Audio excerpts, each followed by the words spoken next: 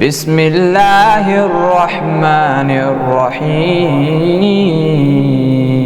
السلام علیکم ورحمۃ اللہ۔ اس میں ہمارے سامنے جب قرآن مجید کا آغاز ہوتا ہے، سورہ فاتحہ ہمارے سامنے ہے۔ اللہ رب العالمین اسی سے قرآن مجید کا آغاز کرتے ہیں اور اسی سے نماز کا آغاز بھی ہوتا ہے۔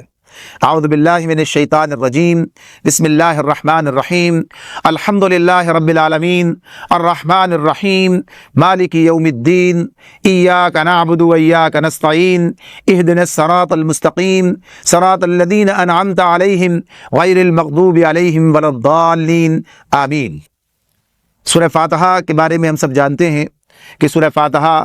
قرآن مجید کی افضل سورت ہے۔ اس کا ایک نام سبع مثانی ہے،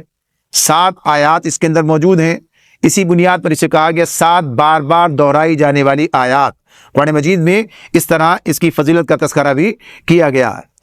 جیسے عرض کیا گیا کہ نماز کا آغاز بھی سورۃ الفاتحہ سے ہوتا ہے اور قرآن کا آغاز بھی سورۃ الفاتحہ سے ہوتا ہے۔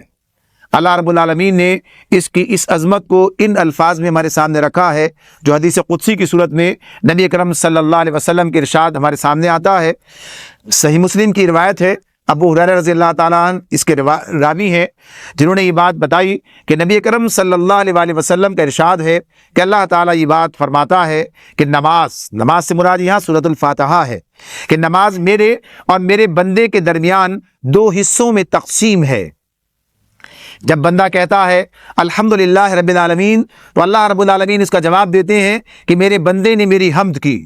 اور جب بندہ کہتا ہے الرحمن الرحیم تو اللہ تعالیٰ فرماتے ہیں کہ میرے بندے نے میری تعریف و ثنا بیان کی، اور جب مالک یوم الدین کہتا ہے تو اللہ رب العالمین اس کا جواب دیتے ہیں کہ میرے بندے نے میری بزرگی بیان کی، اور جب ایاک نعبد و ایاک نستعین پڑھتا ہے تو اللہ رب العالمین ارشاد فرماتے ہیں کہ یہ آیت میرے اور میرے بندے کے درمیان مشترک ہے، میرے بندے کو وہ چیز ملے گی جو اس نے مانگی۔ اور جب اہدنا الصراط المستقیم سے لے کر سورت کے اختتام تک پڑھتا ہے تو اللہ رب العالمین کا ارشاد ہوتا ہے کہ یہ سب میرے بندے کے لیے ہے اور اس کو وہ چیز ملے گی جو اس نے مانگی۔ اس طرح سے اللہ رب العالمین نے سورہ فاتحہ کی اس اہمیت کو ہمارے سامنے رکھا ہے کہ سورہ فاتحہ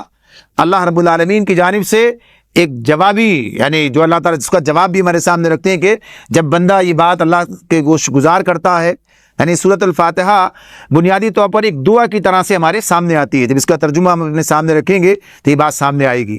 اور پھر اس دعا کا جواب موقع پر ہی اللہ رب العالمین کی جانب سے دیا جا رہا ہوتا ہے۔ تو یہ اس کی اہمیت کی بات ہے، اور بہت سی چیزیں مزید ہمیں احادیث میں سورۃ الفاتحہ کی برکات اور فضیلت اور عظمت کے حوالے سے ملتی ہیں، اسی لیے اس کو قرآن مجید میں سب سے آغاز میں رکھا گیا، اور نماز میں بھی نماز کی ہر رکعت میں اسے پڑھنے کی تاکید کی گئی، اور بتا دیا گیا کہ نماز سورہ فاتحہ کے بغیر مکمل نہیں ہوتی۔ اس کا نام الفاتحہ ہے، یہ اس کے مضمون کی مناسبت سے ہے۔ یہ بات آگے ہم پڑھیں گے کہ جو عنوانات آتے ہیں یا نام آتے ہیں مختلف صورتوں کے، ان کی حیثیت کیا بنتی ہے، لیکن خصوصیت سے سورۃ الفاتحہ جو ہے اس کا نام جو ہے اس کے مضمون کی مناسبت سے ہے۔ فاتحہ اس چیز کو کہتے ہیں جس سے کسی مضمون یا کتاب یا کسی شے کا افتتاح کیا جائے، یعنی افتتاح کے معنوں میں ہے۔ یہ نبی اکرم صلی اللہ علیہ وسلم پر نازل ہونے والی پہلی مکمل سورت ہے۔ اس سے پہلے نبی اکرم صلی اللہ علیہ وسلم پر مختلف صورتوں کی مختلف آیات نازل ہوئیں۔ جیسے ہم جانتے ہیں کہ سورۃ العلق کی ابتدائی آیات جو ہیں وہ پہلی وحی کے طور پر سامنے آتی ہیں، لیکن پوری صورت پہلی وحی نہیں ہے، بلکہ چند آیات جو ہیں وہ پہلی وحی کے طور پر، اسی طرح سورہ مدثر کی آیات ہیں، سورہ مزمل کی آیات ہیں، لیکن پہلی مکمل سورت جو نبی اکرم صلی اللہ علیہ وسلم پر نازل ہوئی وہ سورۃ الفاتحہ ہے۔ تو اس اعتبار سے یہ اہم صورت ہے، اور اس لیے بھی یہ آغاز میں ہی آ گئی ہے کہ نماز جو کہ ہر دور میں اسلام کی موجود رہی ہے، نبی اکرم صلی اللہ علیہ وسلم نماز کے اندر سورۃ الفاتحہ کی تلاوت کرتے ہیں، یعنی سورۃ الفاتحہ اسی دور سے موجود ہے جب نماز کا آغاز ہو جاتا ہے۔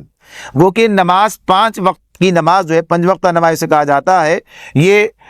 سورۃ بنی اسرائیل جب ہم پڑھیں گے اس وقت بات سامنے آئے گی کہ معراج کے موقع پر فرض کی گئی ہے، لیکن نماز اس سے پہلے بھی موجود رہی ہے، آغاز سے ہی نماز ہے، اور پھر اسی میں سورہ فاتحہ جو ہے وہ پڑھی جاتی ہے۔ تو یہ پہلی سورت ہے جو مکمل نبی اکرم صلی اللہ علیہ وسلم پر نازل ہوئی۔ یہاں پر قرآن مجید کے آغاز میں اس کو رکھا گیا ہے، تو اس اعتبار سے اس کی وہی حیثیت کہ یہ ایک دعا کی حیثیت رکھتی ہے، اور یہ دعا اللہ رب العالمین نے انسان کو سکھائی ہے۔ یہ دعا انسان نے از خود نہیں سیکھی ہے، نہ سمجھی ہے،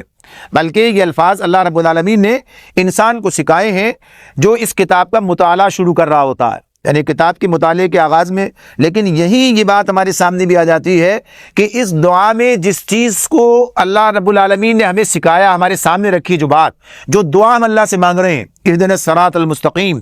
پہلے اللہ کی تعریف بیان کرتے ہیں، اللہ سے اپنے تعلق کا اظہار کرتے ہیں، پھر دعا مانگتے ہیں۔ تو اللہ رب العالمین یہ بتاتے ہیں یہ دعا جو مانگی جانی چاہیے، اور اس صراط مستقیم کی دعا کے جواب میں اللہ رب العالمین پوری سورہ فاتحہ جو ہے ہمارے سامنے رکھ دیتے ہیں۔